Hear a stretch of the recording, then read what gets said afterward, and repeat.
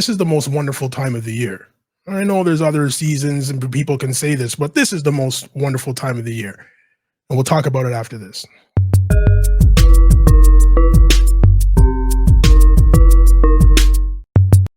Giroso Chocota que pone a correr a Falcao se detiene, Falcao! This is the most wonderful time of the year.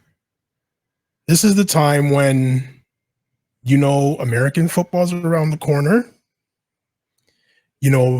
Basketball's still a ways away, but NBA sucks, so who cares? But when football's right around the corner, that means weekly soccer's back. I'm not talking American football, but American football is actually around the corner as well.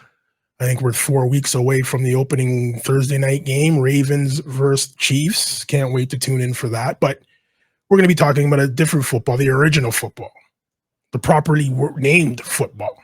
And that's for what people call soccer, right? Actually, guys, where are my manners? I'm your host, Reginald Dino. This is the Futbol Weekly Podcast, episode, I think, 190.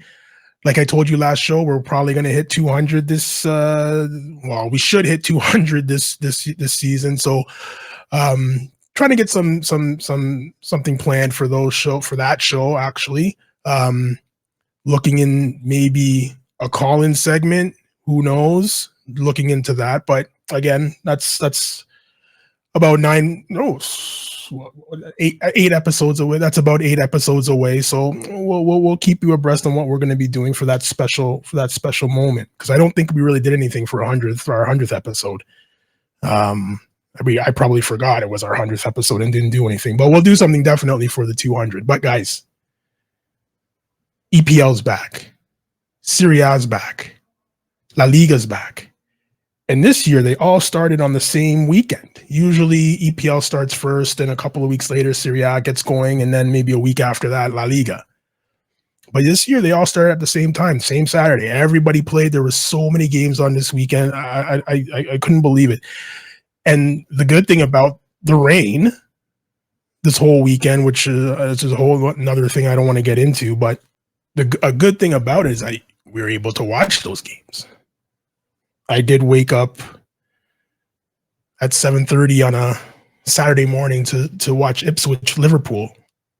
In December, I won't do that, but I did on Saturday.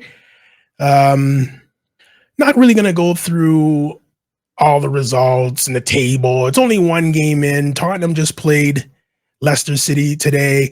Another failed English manager gets another job. Steve Cooper takes over at Leicester. I mean, we're just recycling the same guys. I don't know when they're going to figure out that there's no good English coaches, but he's coaching Leicester, who actually tied Angeball. Remember those guys? Angeball, the Angeball guys, Tottenham, Angeball. Tied them 1-1. Tottenham took the lead, and Leicester scraped back and got a goal through Jamie Vardy to tie it up, and we're able to hold on for the 1-1 draw. Arsenal keeps chugging along. City keeps chugging along. I mean, it's not going to be a very long show. I'm not getting into, the tables or anything like that. We're one game in. Table is going to change. It's a long season. So we'll just introduce the show back for its 10th season. Like I said, 192nd show. Just going through a little bit of what we saw this past weekend, not into too much depth. We'll start off in Serie A. Juventus played today. I believe they won 3-0. Thiago Motta's new reign over there in Turin. Didn't see the game. You'd look and see 3-0 and think that they dominated the game, but I have enough Juve fans that will tell me what really happened in the next coming days. So, I think they're sharing first place with somebody. I can't remember who it is. Lots of draws. 5th through 16 are all on 1 point. So again, this is why we're not going to get too in depth in this show today, because what can you say? La Liga, the new look Real Madrid, who's coming off a Super Cup win, coming off Champions League win, coming off signing Mbappe, 1-1 with Mallorca, I believe, with Fernand Mendy getting a red card and an injury time in the second half. Again, I'm not going to look too deep into first game of the season draws. No one's season's over. No one's season has been won. So we're not going to get too into it. There's a couple of things that I want to touch upon in the EPL beyond results. Again, I'm not looking at the scores. So for many shows, I have talked about how English pundits overrate players. They give average players superstar billing. I was watching Super Cup, Atalanta versus Real Madrid, and the commentator said Jude Bellingham reminds him of Zinedine Zidane. And I rolled my eyes as I usually do when these pundits or these commentators get on the air and start letting people know that they are drunk or high, whichever one they prefer. But this time, and to Ali McCoy's credit, if you don't know Ali McCoy, he's a former Scottish international. He's a pundit now. To his credit, pulled up the commentator on the comment. And he's just like, whoa, we need to slow down there. Zinedine Zidane's a legendary player. He's like top 1, 2, 3 in the world that I've ever seen. I don't think Jude Bellingham's there yet. And then the backtrack. Oh, no. I didn't say that he was Zinedine Zidane. I just, he reminds me because he's so, Jude Bellingham so big and he can, shut up, man. Shut up. You just said literally 2 minutes ago, 20 seconds ago, you just said he reminds you of Zinedine Zidane. But good for Ali McCoy, man. We got to start slapping these guys into reality. And the reason why I bring this point up is during the Euros, Crystal Palace center back Mark, I believe it's pronounced Gay or Gai. I'm not sure how to pronounce it, but he took over for Harry Maguire because Harry Maguire got hurt. He was injured. If Harry Maguire wasn't injured, we wouldn't have seen this player. He's the only Englishman to make the team of the tournament. Mark Gay plays center back for Crystal Palace. So coming off that performance in the Euros, Crystal Palace sees that and teams are starting to start kicking tires on him. How much? Crystal Palace wants $70 million for this guy. Okay? $70 million. And all teams are like, yeah, okay. Yeah, thanks. No thanks, but no thanks. And I'm thinking to myself, how is this guy? And there's that price that Crystal Palace is setting. And I know they're a team, they want to do business, they're a selling team, they're never going to win the Premier League, they're never going to win Champions League, they're never going to win Europa, they're never going to win these things. I get it. So they're operating as a business. I understand they want to get the most for the player that's most in form right now. I get it. But that $70 million price tag affects the national team. It will affect the player. It also will affect Crystal Palace as well. And you say, what do you mean? For players to get better, and we're talking about professional players that have made it to the highest level right now. He was playing in the Euros, representing his country at the highest level. So is there still room for him to improve? Of course there is. There's room for everybody to improve. Save for generational talent, right? So how is this player going to get better at Crystal Palace playing with players that, finished 14th in the league last year? Players get better when they practice or train with players of equal caliber or higher caliber. Do you think Mark Gay would not be better suited to go play for Real Madrid and have to train against Rodrigo Mbappe and Vinny Jr. and Bellingham behind that and Valverde? Do you not think he would get better with instruction from Carlo Ancelotti and the other coaching staff that they would put around him? Do you not think he would get better? Do you not think that would bode well for the English men's national team as well? I'm not cutting down. I'm not cutting down Crystal Palace. But the training at Arsenal, and Arsenal wasn't involved in the talks to get this guy, so it's not sour grapes or anything. I'm just using a team as an example. Fine, I'll use Manchester City. Do you not think the training at Manchester City is just a little bit more intense, a little bit more higher than Crystal Palace? I think so.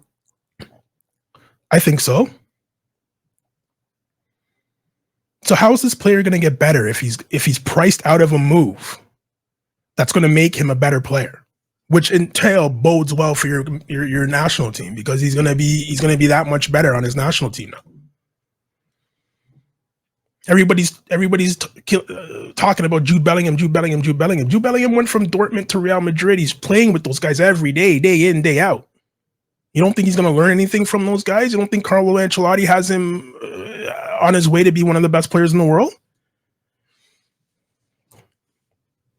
So this is where the pundits come in and the teams start reading the headlines about players, and a $70 million move. This guy's going to be stuck at Crystal Palace until they lower it, or until his contract's up and he decides to leave. It doesn't bode well for the players. It doesn't bode well for your national team as well. Your players on your national team should be playing at the highest level on the best teams in respective leagues they're in. Not many players from the championship make their national team. Not many players below 10th, 12th, 13th in the league make their national team. If I'm wrong, let me know. I believe Crystal Palace finished 14th last season. Can't remember. So that's what I see when I see these big numbers that no one's willing to pay. Ivan Toney is the exact same. No one's going to pay. He has 1 year left on his contract. No one's going to pay you $60 million, Brentford. And that's why he's still sitting there at Brentford. Imagine him being at City or at Arsenal, getting service from Saka, getting service from Martinelli or Trossard or Odegaard. Players will get better. You have to. I'm not saying give the players away, but be realistic in the price tag that you're putting on this player. And let's not go around like these guys are the second coming of Diego Maradona either. That's been bothering me for a while. And I said, well, as soon as I do my first show, I'm gonna talk about this, because these price tags on players are crazy. They always talk about the English tax, and it's true. Players are English. You tack on another 30, 20, 25, 30 million to their price. And it's ridiculous. You can get a Calafiori for 40, but Mark Gay is 60, 70. What are you talking about? So again, not getting into the results or anything like that, just little things that have been bothering me from week to week. I had a nice break of doing shows. I think the last show we did was about 3 weeks ago, after the Euros, or 4 weeks, however long ago the Euros were over. Transfer window's still open. We still got about a week and a half to go. So when that's done, we'll finalize rosters and we'll see who did the best business in the transfer window. Chelsea at it again, buying everybody. I think today they just bought João Felix from Atletico Madrid. So now they can send Conor Gallagher, and that's another player. Conor Gallagher is an average footballer, and I don't care what you say. He's average footballer. But again, 60 million. That's a whole saga. I feel sorry for the player, actually. That's a whole saga. They said they were selling him, and then something happened, and now he's not being sold there, and he's in limbo training with the first team. But I think today Chelsea decided to sign João Felix from Atletico Madrid on a 6-year deal in order to get that Conor Gallagher deal done and get him out of Chelsea. If Conor Gallagher was Spanish or Swiss or Dutch, no one would be talking about this. But he's English, and people now rate him because he's English. And I've watched him, and he's average. An average footballer. Above average. an average professional footballer. I'm trying to give you some context. It's better than me, better than everybody I play with. But in the professional level, average. For the way they're talking about him, average. So it's August 19th, 2024. Still waiting for Manchester City charges to come down. Nottingham Forest and Everton have been charged last year. It took them a week to give them their punishment, points deductions, fines, whatever it is. It's been a season and a half, and we're still waiting for Man City's punishment. Pep Guardiola has 1 year left on his contract. I hope these guys aren't trying to let that contract run out before they give him the punishment, because they don't want to tarnish his reputation or whatever they think's happening. I really hope that's not the case. I don't know why this is taking so long. You don't hear about it anymore either. It used to be front page for months. Now you don't hear about it anymore. And it's just typical EPL. If no one talks about it, we'll just pretend like it never happened nonsense. Pep Guardiola is going to leave Manchester City next year, and he's going to leave everybody at that club holding the bag. He just seems like that type of guy to me. Just seems like that type of guy to me. Maybe I could be wrong. I don't know him. I could be wrong, but he just seems like that type of guy. You know, I have a feeling about people. That's my feeling for him. There was a movie a long time ago. One of my friends put me onto it. I can't remember what the name of it was, but it had to do with four friends went to like Indonesia or something like that. One of those countries, and you know, they were there, Thailand or Indonesia, somewhere like that. And they were there, they had a good time. And one of the friends decided to bring back some drugs from there. So they got caught. He got caught and was sentenced to prison time in Indonesia. He's going to spend like 50 years or 60 years in an Indonesian jail. So, and if you know the movie and I'm getting the plot wrong, Instagram, Twitter, whatever, X, whatever, let me know. But from what I remember, it was they had a choice. The friends had a choice. The three other friends that got away, that got off, had a choice. They could each come back and serve 10 years, and they could all serve 10 years, and then after the 10 years, they could leave, or they can leave their friend over there to serve the full 60 themselves. So the whole dilemma of the movie was, do I go back? Which friend goes back? That's a tough decision. Not that you're thinking about it. It's a tough decision. You know, you got kids, you got a job, you know, you got friends, family, whatever. You're going to leave them for 10 years to go sit in an Indonesian jail? What would you do? So I bring up that story because Pep Guardiola seems like the guy that would just be like, yeah, well, you know, I didn't get caught with it, so I'm not going. I know we're friends and everything, and, you know, you introduced me to my wife, and you're the godfather of my kid, and you lent me money to get me back on my feet again that one time, but no, I'm not spending 10 years in an Indonesian jail, sorry. That's just the type of guy he seems to me. Sorry. I mean, I know a lot of people you don't know him. You know, I don't know him. You're absolutely right. I don't know him. That just... From what I've read from other players that have played for him that he doesn't get along with, from just watching him and watching this whole saga of Manchester City just getting away with every single thing under the sun. And I think, and even the way he talks before when the charges actually came out and said, I had no idea. I had no idea we couldn't buy all those players. Okay. Just for me, it just feels like he's that guy that will just be like, oh, the charges came down. Oh, you know what, guys? I'm going to take a year off coaching. So see you later. And then come back and coach the Portuguese national team or something like that. And everybody will forget about it. And we'll have people praising him again as the best coach in this and the best coach of that. Whatever. But if he takes if he signs back for another 2 years or something, or another year, and they do get relegated or whatever, and he stays, I'll come back on the show and tell you I was wrong about him. No problem. But I think I'm a pretty good judge of character or judge of people. Again, I haven't had a conversation with him, but I can usually pick out jackasses usually pretty well. And he just seems like one to me. That's all. That's all. So again, still waiting for Manchester City's punishment to come down. I don't know where this punishment's coming, but whatever. If it ever is going to be coming down.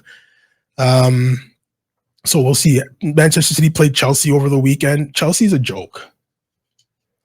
Chelsea's a joke. Like you can't even dress the amount of players they have. They've given 8-year deals to all these players. You can't even dress half of them because you have too many players. If I was Chelsea Football Club, the owner, the technical director, whoever it may be, I would want to be out of the spotlight.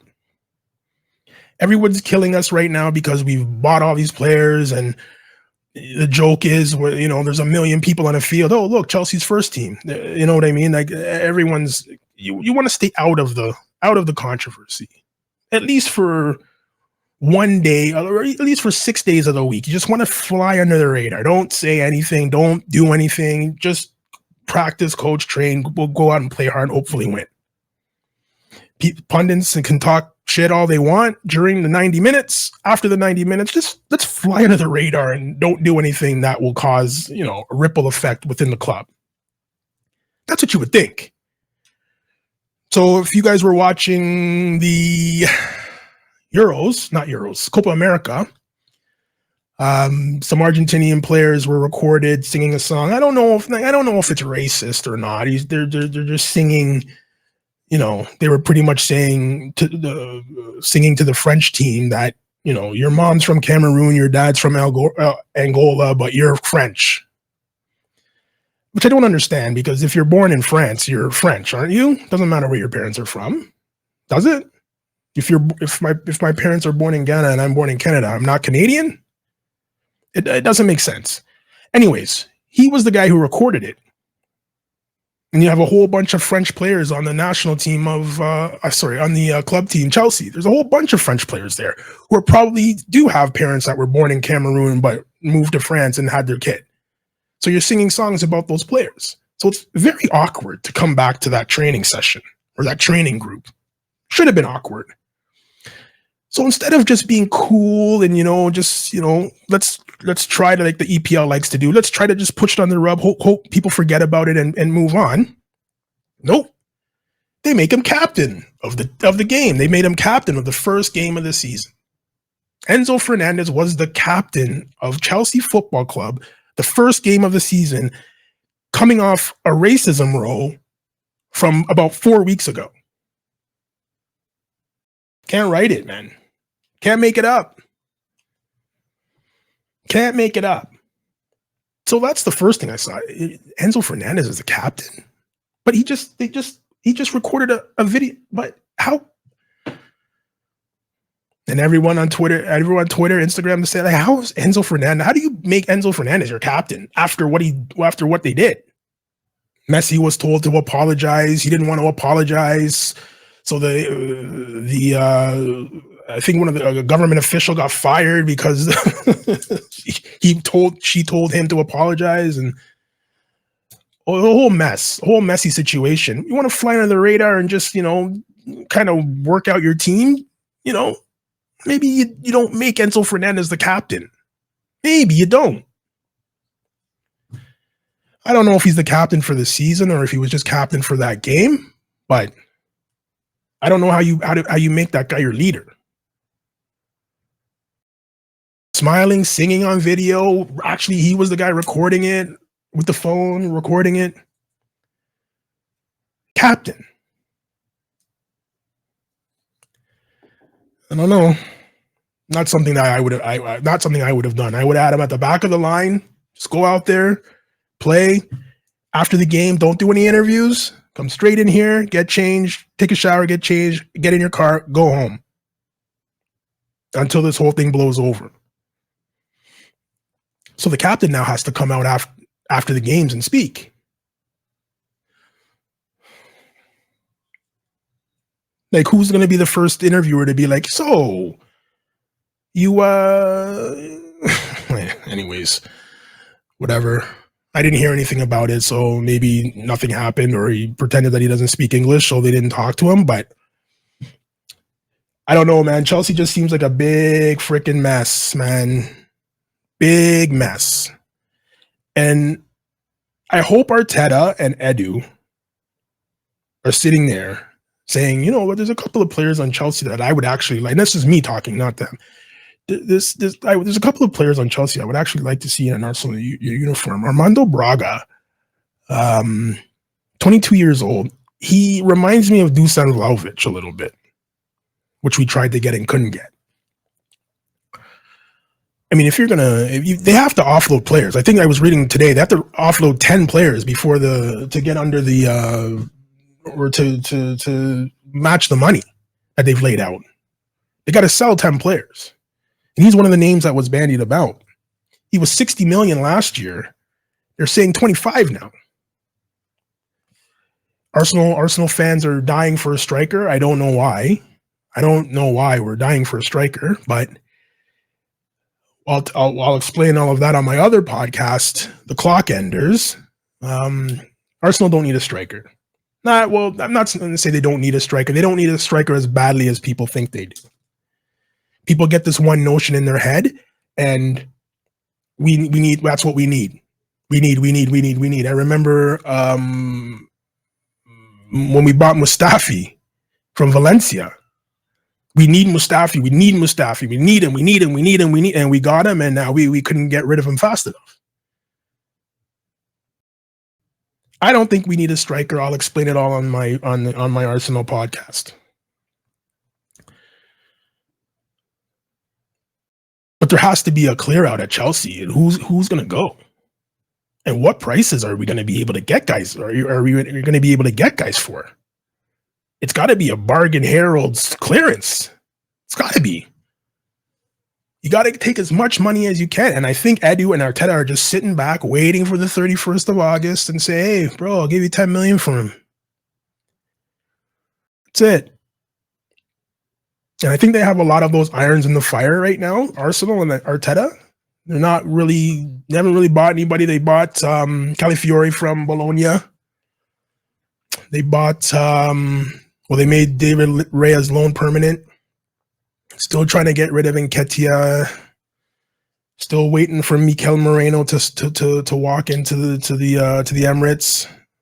Apparently that was hours away 2 weeks ago, but still hasn't been done. But we're still waiting for that. I think it'll get done. He's being left out of Real Sociedad's game, so I think something will happen with that. When? Who knows? But again, when the transfer window closes, we'll see what happens. But I have a feeling that there's going to be a fire sale at Chelsea, and you're going to see a lot of players go for not what you would expect them to go for. I know Raheem Sterling's in a situation. He was actually left off the squad completely yesterday when Chelsea played Manchester City. They left off the squad completely, and he's just like, well, what the hell? So you got a new coach in there. I think I heard I did hear on the TV show that every year Pep Guardiola coaches against Chelsea, or it should be every coach as well, but they were just happened to be playing Manchester City, and he said, Pep, every time Pep comes to Stamford Bridge, there's a new coach every year. It's a new coach. And this is another one of Pep's disciples. Like, no one can coach unless Pep teaches you. So another one of his disciples. I wonder if they're going to treat him the same way as Mikel Arteta when he gets a little bit of success. He owes his life to Pep Guardiola, his kids, his house, everything. He owes it to Pep Guardiola. So it should be an interesting season. I don't believe the German league has started. France did start, actually. I saw Lyon won or lost. I can't remember. But I don't think the Bundesliga has started yet. So we'll keep an eye on all the leagues like we always do. I told you this show was going to be short and sweet. I mean, we're not going to get into any tactical or any game situations, or if right at this point right now you want to know results, go look them up. I mean, Arsenal won. That's all you need to know. So guys, you can get this show on all podcast platforms. We're on YouTube, obviously. We're on Spotify, Amazon Music. We're on TuneIn, Player FM, Stitch, not Stitcher anymore. What's that other one? We're on Google. No, Amazon Music. Google Podcasts is done as well. So we're on all of those platforms. If you can't watch, I post all the audio on those platforms. You can just go download it. You can listen to it in your car, do whatever you need to do. You can yell at me, argue at me. Pep Guardiola is the best human being ever. Reggie, you're stupid. It's fine. You want to write me on Instagram? Write me on Instagram. I'm there all the time watching everything. So, guys, if you haven't subscribed, it's free on YouTube. It's free everywhere. No need for any money at all. You get to hear my opinions on the coming season. So, guys, with that, I appreciate you taking the time to watch. Again, comment, subscribe. It's free. We'll catch you next week.